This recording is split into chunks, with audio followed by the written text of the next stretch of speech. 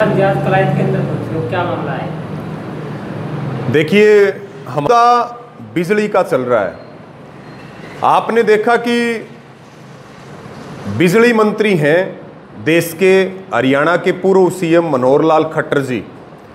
उन्होंने पिछले दिनों एक बयान दिया कि अब हम पूरे देश में प्रीपेड मीटर लगाएंगे और इन प्रीपेड मीटर की शुरुआत हो चुकी है जो मेट्रो सिटीज हैं उनसे।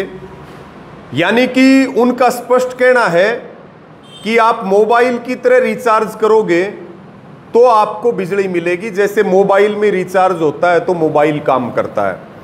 संयुक्त किसान मोर्चा, भारतीय किसान यूनियन इस प्रीपेड मीटर योजना का विरोध कर रही है और विरोध करने का मुख्य कारण है ये योजना कॉरपोरेट की योजना है, ये योजना टाटा, अडानी, अंबानी की योजना है। इससे किसान, मजदूर और जो गरीब आदमी है, देश का आम आदमी है, उसको बहुत बड़ी मुसीबत का सामना करना पड़ेगा। जैसे 3 कानून आए थे, अनाज के ऊपर कॉरपोरेट अधिकार चाहता था, उसी प्रकार से जो पावर का सेक्टर है वो पूरी तरह से उद्योगपतियों के अधीन चला जाए। बिजली कब मिलेगी, किस रेट में मिलेगी, कितनी मिलेगी, ये अडानी और अंबानी तय करने वाले हैं। जो बिजली अधिनियम था, जो किसान आंदोलन के कारण रुका हुआ था, सरकार उसको जबरदस्ती लागू करके बिजली का प्राइवेटाइजेशन कर रही है। ये बहुत बड़ा मुद्दा है। इसको लेकर के हम गांव-गांव में भी जा रहे हैं, हम इस योजना का विरोध भी कर रहे हैं और आम आदमी से भी ये अपील कर रहे हैं कि वो इस योजना का विरोध करें ताकि ये योजना आगे ना बढ़ सके। आपने हरियाणा में भी देखा कि जून में बड़े मोटे बिल आए हैं। जो आदमी 900 रुपए बिल भरा करता था, उसका बिल बढ़ करके लगभग 4000 रुपए हो गया और हरियाणा सरकार ने 4 गुना बिजली को महंगा कर दिया। अनाप शनाप चार्जेस लगा करके आम जनता को लूटा जा रहा है और हरियाणा सरकार वोट लेकर के और अब वोट के उपहार में जनता को ये तोहफा महंगाई का दे रहे हैं। अगर इसी प्रकार से बिजली के बिल आए तो आने वाले समय में महंगाई का जो संकट है वो आम आदमी के ऊपर और बढ़ेगा। अगर हम किलायत की बात करें, ये पूरा रिकॉर्ड भी रख रखा है। ये भाई हैं हमारे कुराड़ से, संदीप जी, भारतीय किसान यूनियन के हमारे साथी हैं। यहाँ पे भी क्या चल रहा है ये पूरा रिकॉर्ड है। यानी कि जो यूनिट उठाते हैं वो ग्राउंड पे काम ना करके और दफ्तरों में बैठ करके यूनिट चढ़ाते हैं। बाद में 12 महीने में, साल में, 2 साल में वो जो गैप रहता है, सरप्लस यूनिट रहती हैं, फिर वो इकट्ठा बिल दे देते हैं। इनके साथ भी ऐसा ही किया गया। इसमें कंज्यूमर की कोई गलती नहीं है। गलती किसकी है? निगम की गलती है। जब इस संदीप का बिल 28,000 से ज्यादा जब इकट्ठा आया तब इन्होंने विरोध किया तो निगम के एसडीओ ने यह कहा कि हम आपका बिल ठीक करवा देंगे। इन्होंने बिल को भरना बंद कर दिया। वो बिल इतना लंबा समय बीतने के बाद भी बिल ठीक नहीं हुआ, बल्कि एक एसडीओ ने व्यक्तिगत दुश्मनी करके और इनके मीटर को उखाड़ लिया। आज ये बिना बिजली के बैठे हैं। कोई जवाब नहीं है किलायत के एसडीओ के पास, कोई जवाब नहीं है यहां के एक्शन और एससी के पास। और ये केवल संदीप की बात नहीं है, ये केवल संदीप की बात नहीं है। भाई सुरेंद्र जी बैठे हैं चौसाड़ा से, इनके साथ भी ऐसा ही किया गया। अब आपका ठीक किया कि नहीं किया है? हाँ, अभी कहाँ कोई ठीक नहीं हो गया। तो यानी कि ये बड़ा मुद्दा है बिजली वाला। इसके साथ में सरकार तरह तरह की पॉलिसी जो लेकर के आ रही है। अभी आप देखिए, डीएपी की जरूरत है, लेकिन आज सोसाइटी तक में डीएपी उपलब्ध नहीं है। आज हरियाणा के तमाम जिलों से हमें किसान फोन करते हैं कि फसल की बिजाई का, बुआई का समय है या धान लगाने का समय है, आप हमें डीएपी दिलवा दो। लेकिन हरियाणा सरकार डीएपी उपलब्ध नहीं करवा पा रही है। किसान को यूरिया के समय यूरिया नहीं मिलती, डीएपी के समय डीएपी नहीं मिलती। इसी प्रकार से हम नहरों की सफाई की बात करें, उसके ऊपर भी सरकार कुछ नहीं कर रही है। हर रोज सरकार ऐसी पॉलिसी लेकर के आ रही है जैसे कि किसान उसके दुश्मन हैं। अभी धान को लेके भी सरकार ने मेरी फसल मेरा ब्यौरा पोर्टल में बताया कि आप पराली के प्रबंधन का तरीका बताइए। हम सरकार को कह रहे हैं रोज नए नए तरीके क्यों ढूंढ रहे हो? हमें पता है सरकार सरकारी धान सरकारी रेट पर एमएसपी पर धान की खरीद नहीं करना चाहती। आज बड़ी बड़ी फैक्ट्रियां चल रही हैं, उसके ऊपर उससे कोई प्रदूषण नहीं होता, लेकिन किसान मजबूरी में अगर कहीं पराली जला ले तो सैटेलाइट से चालान आता है, उसको मोटा जुर्माना लगाया जाता है।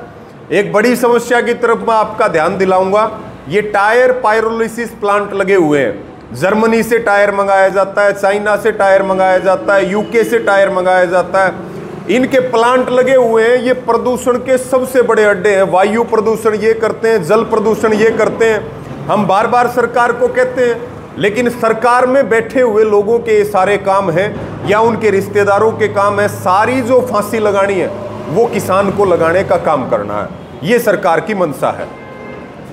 मामला था क्या करोड़ रुपया का मामला था गाँव सिसवाड़ा के अंदर। हाँ, उसके बारे ये जो भाई संदीप वाला मामला है, हम आपके माध्यम से यहाँ के निगम के एसडीओ को ये कहना चाहते हैं कि इनकी समस्या का समाधान कर दो। समस्या का समाधान नहीं होगा तो फिर भारतीय किसान यूनियन और किसान जो है इस पे कड़ा फैसला लेंगे। इस बारे में जो है गुरनाम जी आप बता दो। जो एक इस पे जो है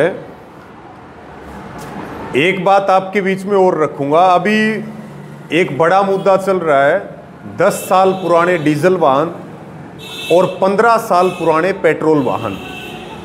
उसके ऊपर हरियाणा सरकार ने आगामी 1 नवंबर से हरियाणा में 3 जिलों में पेट्रोल डीजल पेट्रोल पंप पे ना मिले बैन लगाने का काम किया। उसमें सोनीपत है, उसमें फरीदाबाद है और उसमें गुड़गांव है, और वो एनपीआर सिस्टम पेट्रोल पंप पे लगा रहे हैं। सरकार से हमारा सवाल ये है कि सरकार इसमें ऑटोमोबाइल कंपनियों की दलाली कर रही है। फिटनेस के ऊपर व्हीकल की बात होनी चाहिए। आज हरियाणा में सरकार ने 27 लाख वाहन चिन्हित कर लिए हैं कि हम इनको स्क्रैप में डालेंगे, हम इनके ऊपर मोटा जुर्माना लगाएंगे। आप मुझे ये बताइए 10 साल में किसान के ट्रैक्टर का क्या बिगड़ता है? दिल्ली के अंदर नियम बना दिया कि 10 साल और 15 साल पुराने वाहनों को 1 जुलाई से तेल नहीं मिलेगा, हम उनको स्क्रैप में डालेंगे। हरियाणा में 27 लाख वाहन हैं और किसान के ट्रैक्टर का 10 साल में कुछ नहीं बिगड़ता। 13 साल पुरानी जहाज हवा में उड़ती है और कितना बड़ा हादसा हुआ, कितने लोगों को जान गंवानी पड़ी। लेकिन एक 10 साल पुराना डीजल का व्हीकल सड़क पे नहीं चल सकता। यह सरकार का तानाशाही पूर्ण रवैया है। ऑटोमोबाइल कंपनियों की सरकार दलाली कर रही है।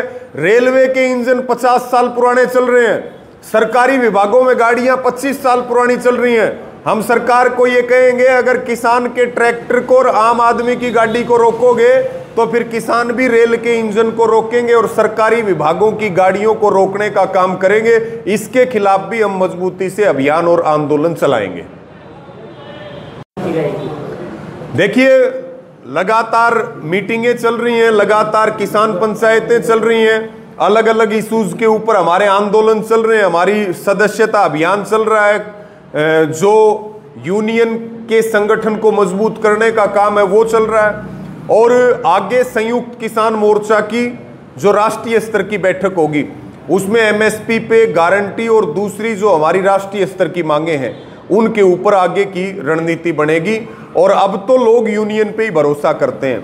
आज लोग मंत्री के पास नहीं जाते, आज लोग विधायक के पास नहीं जाते। हरियाणा में तो पूरी सरकार विदाउट पावर है, यहां तक कि सीएम भी विदाउट पावर है। जनप्रतिनिधि लोगों के छोटे छोटे काम नहीं करा पा रहे। आज हर आदमी यूनियन से उम्मीद करता है कि चाहे मेरा छोटा काम हो चाहे मेरी बड़ी समस्या हो, यूनियन ही मेरे काम का समाधान कर सकती है। अब तो पॉलिटिकल लोगों को हम देखते हैं, इसी तरीके से अगर चलता रहा तो अगले 5 साल में पॉलिटिकल लोग बिल्कुल खाली हो जाएंगे, उनके पास कोई काम ही नहीं बचेगा।